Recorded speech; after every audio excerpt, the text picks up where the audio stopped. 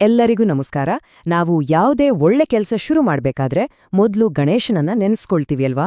ಆದ್ರೆ ಯಾಕೆ ಎಲ್ಲಾ ದೇವ್ರುಗಳಿಗಿಂತ ಮೊದ್ಲು ಗಣೇಶ್ನಿಗೆ ಪೂಜೆ? ಆ ಮೊದಲ ಪೂಜೆಯ ಹಿಂದಿರೋ ಕಥೆ ಏನ್ಗೊತ್ತಾ? ಬನ್ನಿ ಇವತ್ತು ಆ ಅದ್ಭುತವಾದ ಕಥೆಯನ್ನ ಕೇಳೋಣ. ಹೌದು, ಆ ಪ್ರಶ್ನೆಗೆ ಉತ್ತರ ಸಿಗೋದು ಗಣೇಶನ ಹುಟ್ಟಿನಲ್ಲೇ. ಬಹಳ ರೋಚಕವಾದ ಒಂದು ಕಥೆಯಿದೆ. ಈ ಕಥೆಯ ಮೂಲ ಸ್ವತಃ ಪಾರ್ವತೀದೇವಿ. ಸರಿ, ಕಥೆ ಶುರುವಾಗೋದು ಕೈಲಾಸ ಪರ್ವತದಲ್ಲಿ. ಅಲ್ಲಿ ಪಾರ್ವತೀದೇವಿಗೆ ಒಂದು ಯೋಚನೆ ಬರುತ್ತೆ. ತನಗೆ ಬೇರೆ ಯಾರ ಮಾತಿನೂ ಕೇಳದೆ ಕೇವಲ ತನ್ನ ಆಜ್ಞೆಯನ್ನ ಮಾತ್ರ ಪಾಲಿಸುವಂಥ ಒಬ್ಬ ನಿಷ್ಠಾವಂತ ಕಾವಲುಗಾರ ಬೇಕು ಅಂತ. ಪಾರ್ವತಿ ಸ್ನಾನಕ್ಕೆ ಹೋಗೋ ಸಮಯ.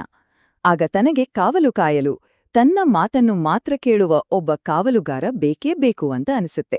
ಆಗ ಆಕೆ ಮಾಡಿದ್ದೇನು ಗೊತ್ತಾ? ತನ್ನ ದೇಹಕ್ಕೆ ಲೇಪಿಸಿದ್ದ ಅರಿಶಿಣದಿಂದಲೇ, ಹೌದು, ಅರಿಶಿಣದ ಲೇಪನದಿಂದಲೇ ಒಬ್ಬ ಸುಂದರವಾದ, ಅಷ್ಟೇ ನಿಷ್ಠಾವಂತನಾದ ಬಾಲಕನನ್ನ ಸೃಷ್ಟಿ ಮಾಡ್ಬಿಡ್ತಾಳೆ. ಆ ಬಾಲಕನಿಗೆ ಪಾರ್ವತಿ ಕೊಟ್ಟಿದ್ದು ಒಂದೇ ಒಂದು ಆಜ್ಞೆ, ಆದ್ರೆ ಅದು ಬಹಳ ಕಟ್ಟುನಿಟ್ಟಿನ ಆಜ್ಞೆ. ನೋಡು, ನನ್ನ ಅನುಮತಿಯಿಲ್ಲದೆ ಯಾರೇ ಬರ್ಲಿ, ಎಂಥವ್ರೇ ಬರ್ಲಿ, ಒಳಗೆ ಬಿಡ್ಲೇಬಾರ್ದು ಅಷ್ಟೇ. ಈ ಒಂದೇ ಒಂದು ಮಾತು ಮುಂದೆ ನಡೆಯೋ ಇಡೀ ಕಥೆಯ ದಿಕ್ಕನ್ನೇ ಬದಲಾಯಿಸ್ಬಿಡುತ್ತೆ. ಇಲ್ಲಿಂದ ನೋಡಿ ಕಥೆ ಒಂದು ದೊಡ್ಡ ತಿರುವು ಪಡ್ಕೊಳ್ಳುತ್ತೆ. ತಾಯಿಯ ಮಾತನ್ನೇ ವೇದವಾಕ್ಯ ಅನ್ಕೊಂಡಿದ್ದ ಆ ಬಾಲಕನ ನಿಷ್ಠೆಗೆ ಬಹುಶಃ ಅತಿ ದೊಡ್ಡ ಪರೀಕ್ಷೆ ಎದುರಾಗುತ್ತೆ. ಯಾಕಂದ್ರೆ ಅವನು ಎದುರು ಹಾಕ್ಕೊಳ್ಬೇಕಾಗಿದ್ದು ಬೇರೆ ಯಾರನ್ನೂ ಅಲ್ಲ, ಸ್ವತಃ ತನ್ನ ತನ್ನೆ, ಮಹಾದೇವ ಶಿವನನ್ನೇ. ಸರಿ, ಪಾರ್ವತಿ ಸ್ನಾನದಲ್ಲಿರ್ತಾಳೆ. ಅದೇ ಸಮಯಕ್ಕೆ ಸ್ವತಃ ಮಹಾದೇವ್ ಅಲ್ಲಿಗೆ ಬರ್ತಾನೆ. ತನ್ನ ಮನೆಗೆ ತಾನು ಹೋಗ್ಬೇಕಲ್ಲ, ಹಾಗೆ ಪ್ರವೇಶಿಸೋಕೆ ಮುಂದಾದಾಗ ಅಡ್ಡಲಾಗಿ ಆ ಬಾಲಕ ನಿಂತಿರ್ತಾನೆ. ಆದ್ರೆ ಆ ಬಾಲಕನಿಗೆ ತಾಯಿಯ ಆಜ್ಞೆಯೇ ಮುಖ್ಯ.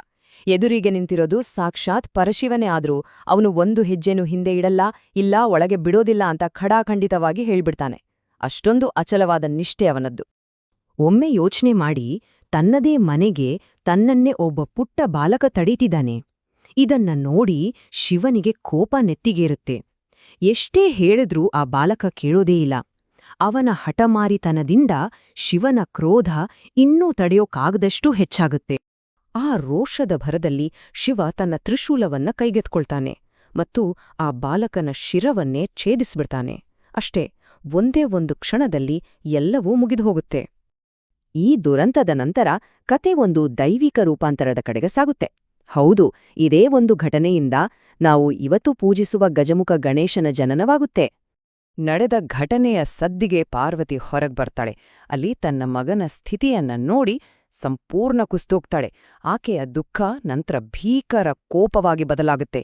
ಶಿವನನ್ನ ನೇರವಾಗಿ ಪ್ರಶ್ನಿಸ್ತಾಳೆ.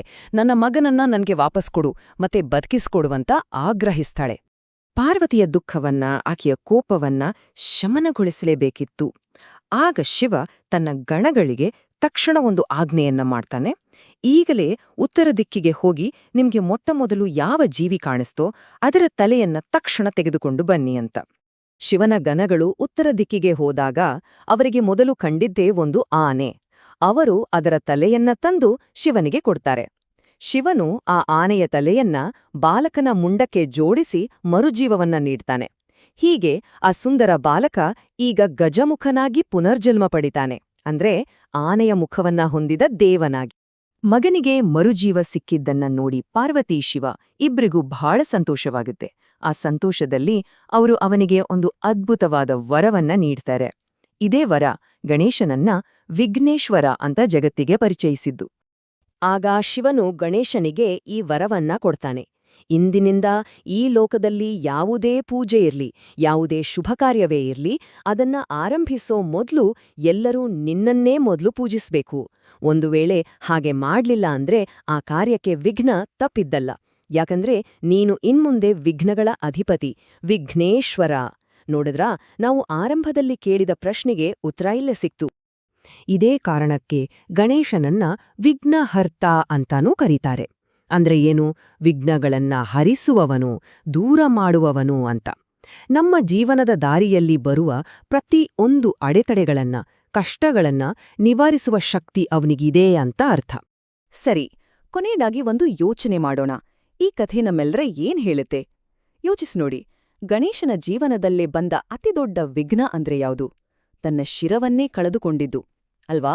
ಆದ್ರೆ ಅದೇ ವಿಘ್ನ, ಅದೇ ದುರಂತ ಅವನಿಗೆ ಗಜಮುಖನ ದೈವಿಕ ರೂಪವನ್ನು, ಜಗತ್ತಿನ ಮೊದಲ ಪೂಜೆಯ ವರವನ್ನೂ ತಂದುಕೊಟ್ಟಿತು.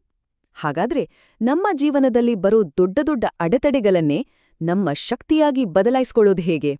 ಇದು ಒಂದು ಅದ್ಭುತವಾದ ಪ್ರಶ್ನೆ. ಈ ಬಗ್ಗೆ ಯೋಚಿಸಿ. ಮುಂದಿನ ಕಥೆಯೊಂದಿಗೆ ಮತ್ತೆ ಭೇಟಿಯಾಗೋಣ. ನಮಸ್ಕಾರ.